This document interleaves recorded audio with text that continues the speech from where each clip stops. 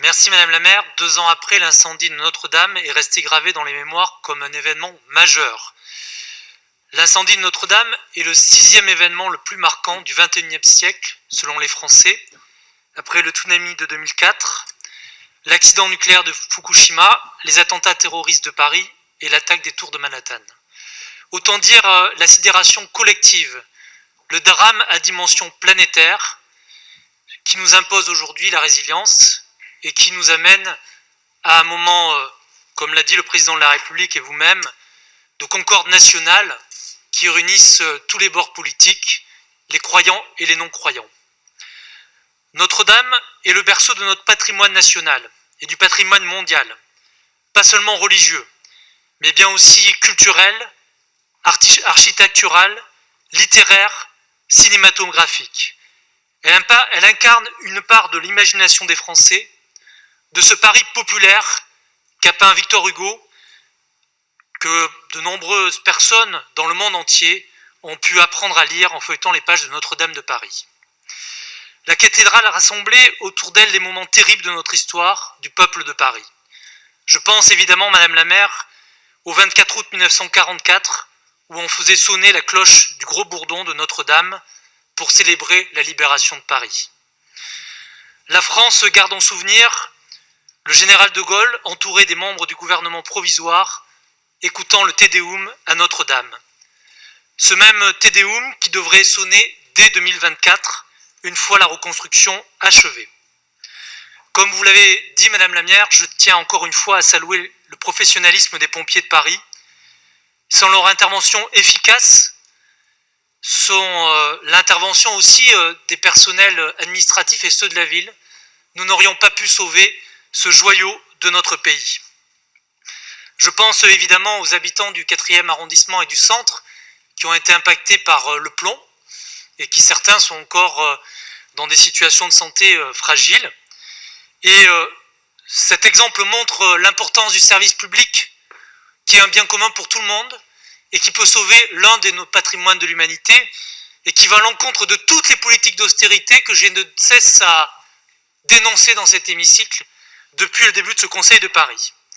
Vous l'avez dit aussi, Madame la maire, c'est le moment de saluer ces métiers d'art. Charpentiers, cordistes, tailleurs de pierre, verriers, tous ces ouvriers qui font la fierté de notre pays et qui demandent une seule chose, c'est de pouvoir continuer à travailler en France et à Paris. Et c'était l'état d'esprit de mon rapport fabriqué à Paris. Et c'est aussi mon état d'esprit quand nous demandons de revoir les salaires de ces ouvriers qui sont bien souvent les plus mal payés dans notre pays. À l'opposé, nous avons des gens très riches qui ont participé aux dons. La ministre de la Culture a annoncé ces jours-ci que les dons s'élevaient à 833 millions d'euros et permettront donc de financer l'ensemble des travaux. Évidemment, nous pouvons nous en féliciter de la participation des Français, mais cela nous interroge aussi sur le système financier et le mécénat que nous n'avons de cesse de dénoncer et auquel nous préférons bien sûr une vraie réforme fiscale qui permet chacun de financer et d'intervenir par le service public et par le ministère de la Culture.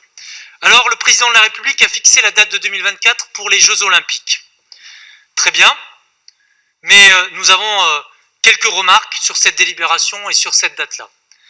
D'abord, les dépenses engagées par la ville pour à la fois accompagner la restauration du quartier, du parvis, des abords, de 50 millions, ne doivent pas se faire au détriment d'autres équipements publics.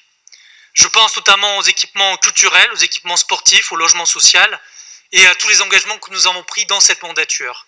2024, ça sera aussi les Jeux Olympiques et vous le savez, nous avons aussi une priorité de réaliser des équipements sportifs qui pour certains sont engagés d'ailleurs depuis plus de 10 ans. Je pense à la piscine Porte de Charenton, je pense au gymnase Porte de Vincennes, Victor Pérez, et je voudrais qu'on ait la même ambition de 2024 pour l'ensemble de ces équipements.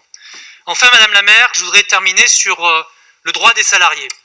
Accélérer le chantier, oui, mais pas au détriment du droit des salariés. Ils doivent être respectés, et d'ailleurs, un des syndicats, plusieurs syndicats, ont alerté sur le diagnostic approfondi de la présence du plomb sur et hors du chantier, sur le suivi de la décontamination, sur l'abaissement immédiat des normes du Code du travail concernant le plomb et la mise en place d'un centre de suivi digne de ce nom à l'Hôtel-Dieu. Voilà, pour toutes ces raisons, Madame la maire, et avec les réserves que nous avons apportées sur l'utilisation des sommes pour l'investissement de la mandature, nous voterons pour cette délibération. Je vous remercie beaucoup, Monsieur le Président.